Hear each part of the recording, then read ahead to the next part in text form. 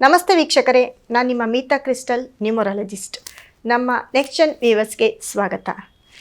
ನೋಡಿ, 3ನೇ ತಿಂಗಳು ಅಂದರೆ ಮಾರ್ಚ್ ತಿಂಗಳ ಮಾಸ ಭವಿಷ್ಯ 2026 ಮಾರ್ಚ್ ತಿಂಗಳ ಮಾಸ ಭವಿಷ್ಯವನ್ನು ಹೇಳ್ತಾ ಹೋಗ್ತೀನಿ. ಅದರಲ್ಲೂ 12 ರಾಶಿಗಳ ಫಲಾನುಫಲಗಳನ್ನ ಹೇಗಿದೆ ಅಂತ ನೋಡೋಣ ಬನ್ನಿ. ಮತ್ತು ಕೆಲವೊಂದು ಗ್ರಹಗಳ ಬದಲಾವಣೆ ಆಗುತ್ತೆ. ಮೊದಲನೇದಾಗಿ ಶುಕ್ರ ಈ 2ನೇ ತಾರೀಕು 3ನೇ ತಿಂಗಳು 2026 ಮಾರ್ಚ್ 2ನೇ ತಾರೀಕು ಶುಕ್ರನ ಬದಲಾವಣೆ ಆಗುತ್ತೆ. ಶುಕ್ರ ಕುಂಭರಾಶಿಯಿಂದ ಮೀನರಾಶಿಗೆ ಬದಲಾಗ್ತಾ ಹೋಗ್ತಾನೆ. ಅದೇ ರೀತಿ ಸೂರ್ಯ 15ನೇ ತಾರೀಕು 3ನೇ ತಿಂಗಳು 2026 ಸೂರ್ಯನ ಬದಲಾವಣೆ ಆಗುತ್ತೆ. ಸೊ ಸೂರ್ಯ ಕುಂಭರಾಶಿಯಿಂದ ಮೀನರಾಶಿಗೆ ಹೋಗ್ತಾನೆ. ಒಟ್ಟು ಮೀನರಾಶಿಯಲ್ಲಿ ಶನಿ, ಸೂರ್ಯ, ಶುಕ್ರನ ಒಂದು ಸಂಗಮವಾಗ್ತಾ ಹೋಗುತ್ತೆ. ಸೊ ಈ 3 ಗ್ರಹಗಳ ಸಂಗಮದಿಂದ ಏನೇನೆಲ್ಲ ಬದಲಾವಣೆ ಆಗುತ್ತೆ 12 ರಾಶಿಗಳಲ್ಲಿ ಅನ್ನೋದು ನೋಡ್ತಾ ಹೋಗೋಣ. ಅದರಲ್ಲೂ ಕೂಡ ನೋಡಿ, ಸೂರ್ಯನ ನಕ್ಷತ್ರ ಕೃತಿಕಾ, ಉತ್ತರಾಷಾಢ. ಅದೇ ರೀತಿ ಶನಿಯ ನಕ್ಷತ್ರ ಆಶ್ಲೇಷ, ಜ್ಯೇಷ್ಠ, ರೇವತಿ. ಈ 3 ನಕ್ಷತ್ರ 6 ನಕ್ಷತ್ರದವರಿಗೆ ಯಾವೆಲ್ಲ ಒಂದು ಬದಲಾವಣೆ ಆಗುತ್ತೆ ಅನ್ನೋದು ಮುಖ್ಯ ಆಗಿದೆ. ಸೊ ಅದನ್ನು ಫಸ್ಟ್ಗೆ ನೋಡ್ತಾ ಹೋಗೋಣ. ಈ ರಾಶಿಗಳ ಬದಲಾವಣೆಯಿಂದ, ಗ್ರಹಗಳ ಬದಲಾವಣೆಯಿಂದ 12 ರಾಶಿಗಳಲ್ಲಿ ಯಾವ ಫಲಗಳಿರ್ತವೆ ಅಂತ ನೋಡ್ತಾ ಹೋಗೋಣ ಬನ್ನಿ ವೀಕ್ಷಕರೇ.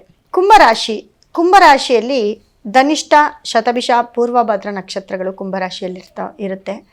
ಸೊ ಈ ಧನಿಷ್ಠ, ಶತಭಿಷ, ಧನಿಷ್ಠ ನಕ್ಷತ್ರಾಧಿಪತಿ ಕುಜ ರಾಶಿಯಲ್ಲೇ ಇದ್ದು, ಶತಭಿಷ ನಕ್ಷತ್ರದ ಅಧಿಪತಿ ರಾಹು ರಾಶಿಯಲ್ಲೇ ಇದ್ದು, ಪೂರ್ವಭದ್ರ ನಕ್ಷತ್ರದ ಅಧಿಪತಿ ಗುರು 5ನೇ ಮನೆಯಲ್ಲಿದ್ದು, ಎಲ್ಲೋ ಒಂದು ಕಡೆ ಕುಂಭರಾಶಿಯವ್ರಿಗೆ ತುಂಬ ಟೈಮ್ ಚೆನ್ನಾಗಿದೆ ಅಂತ ಹೇಳುತ್ತೆ.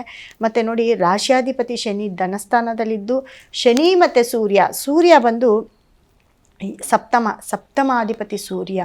ಸಪ್ತಮಾಧಿಪತಿ ಸೂರ್ಯನು ಧನಸ್ಥಾನದಲ್ಲಿದ್ದು, ಕುಂಭರಾಶಿಯವರಿಗೆ ನೋಡಿ, ಕುಂಭರಾಶಿಯವರು ಯಾರಾದರೂ ಜಡ್ಜು, ಲಾಯರು ಈ ಥರದ ಒಂದು ಎಕ್ಸಾಮ್ ಬರೆದಿದ್ರೆ ಖಂಡಿತವಾಗ್ಲೂ ಅವ್ರಿಗೆ ಆ ಲಾಯರ್ ಪೋಸ್ಟ್ ಆಗಿರ್ಬೋದು, ಲಾಯರ್ಗೆ ಪ್ರಮೋಷನ್ ಆಗಿ ಜಡ್ಜ್ ಪೋಸ್ಟ್ ಆಗಿರ್ಬೋದು. ಅದೇ ರೀತಿ ಕುಂಭರಾಶಿಯವರು ಫಾರಿನಲ್ಲಿ ಏನಾದರೂ ಕೆಲಸ ಮಾಡ್ತಿದ್ರೆ ಅಲ್ಲೂ ಕೂಡ ಒಂದು ಪ್ರಮೋಷನ್ ಆಗಿರ್ಬೋದು. ಇವೆಲ್ಲವೂ ಕೂಡ ಕುಂಭರಾಶಿಯವ್ರಿಗೆ ಆಗ್ತಾ ಹೋಗುತ್ತೆ. ಯಾಕಂದರೆ ಈ ವರ್ಷ 2026ರಲ್ಲಿ 1 ತಿಂಗಳು ಮಾತ್ರನೇ ಕುಂಭರಾಶಿಯವ್ರಿಗೆ ಟೈಮ್ ಚೆನ್ನಾಗಿಲ್ಲ ಅಂತ ಹೇಳಿದೆ. ಅದೇ ರೀತಿ ಈ ಮಿಕ್ಕ 11 ತಿಂಗಳು ಕೂಡ ಕುಂಭರಾಶಿಯವ್ರಿಗೆ ರಾಜಯೋಗನೆ ಅಂತ ಹೇಳ್ಬೋದು. ಅದೇ ರೀತಿ ಕುಂಭರಾಶಿಯವ್ರಿಗೆ ಯಾರಿಗೆಲ್ಲ ಮಕ್ಕಳಾಗಿಲ್ಲ ಅವ್ರಿಗೆ ಮಕ್ಕಳಾಗುವಂಥ ಚಾನ್ಸಸ್ಸು ಅತಿ ಹೆಚ್ಚಾಗಿರುತ್ತೆ. ಮದುವೆ ಆಗದೆ ಇರೋರಿಗೂ ಕೂಡ ತುಂಬ ಮದುವೆ ಆಗೋ ಚಾನ್ಸಸ್ ಜಾಸ್ತಿ ಇರುತ್ತೆ. ಮತ್ತು ಈ ಕುಂಭರಾಶಿಯವರಿಗೆ ಈ ವರ್ಷ 2026ರಲ್ಲಿ ಪ್ರೇಮ ವಿವಾಹ ಜಾಸ್ತಿ ಆಗ್ತಾ ಹೋಗುತ್ತೆ. ಯಾಕಂದರೆ ರಾಶಿಯಲ್ಲೇ ರಾಹು ಇದ್ದು ಪ್ರೇಮ ವಿವಾಹ ತುಂಬ ಜಾಸ್ತಿ ಆಗ್ತಾ ಹೋಗುತ್ತೆ. ಲವ್ ಮ್ಯಾರೇಜ್ ಆಗಿರ್ಬೋದು, ಇಂಟರ್ ಕ್ಯಾಸ್ಟ್ ಮ್ಯಾರೇಜ್ ಆಗಿರ್ಬೋದು, ಇದೆಲ್ಲವೂ ಕೂಡ ಅಂದರೆ ಜಯಿಸಿ ಮದುವೆ ಆಗ್ತೀರಾ ಅಂತ ಹೇಳುತ್ತೆ. ಅದೇ ರೀತಿ ಕುಂಭರಾಶಿಗೆ ರಾಶಿಯಾಧಿಪತಿ ಶನಿ 2ನೇ ಮನೆ ಧನಸ್ಥಾನದಲ್ಲಿದ್ದು, ಎಲ್ಲೋ ಒಂದು ಕಡೆ ನಿಮಗೆ ದುಡ್ಡಿನ ಸುರಿಮಳೆ ಜಾಸ್ತಿ ಆಗ್ತಾ ಹೋಗುತ್ತೆ. ಕುಂಭರಾಶಿಯವರಿಗೆ ದುಡ್ಡು, ಕಾಸು, ಗೌರ್ಮೆಂಟ್ ಕೆಲಸ, ಗೌರ್ಮೆಂಟ್ ಅಧಿಕಾರಿಗಳ ಜೊತೆ ಹೆಲ್ಪಿಂಗು, ಒಡನಾಟ, ಗೌರ್ಮೆಂಟ್ ಅಧಿಕಾರಿಗಳಿಂದ ನಿಮ್ಗೇನೋ ಸಹಾಯ ಆಗೋದು, ಇವೆಲ್ಲವೂ ಕೂಡ ಅಂದರೆ ನೀವು ಏನು ಅಂದ್ಕೊಳ್ತೀರೋ ಅದೇ ರೀತಿ ಆಗ್ತಾ ಹೋಗುತ್ತೆ. ನಿಮ್ಮ ಒಂದು ನೀವೇನು ಮಾಡ್ತಾ ಇರ್ತೀರ ಅದಕ್ಕೆ ನಿಮಗೆ ಸೋಲೆ ಇಲ್ಲದೆ ಇರೋ ಥರ ನಿಮಗೆ ಜಯ ಸಿಗ್ತಾ ಹೋಗುತ್ತೆ. ಅಂದರೆ ಸ್ಟೆಪ್ ಬೈ ಸ್ಟೆಪ್ಪು ನಿಮ್ಮನ್ನು ಉತ್ತುಂಗಕ್ಕೆ ಏರಿಸ್ತಾ ಹೋಗುತ್ತೆ.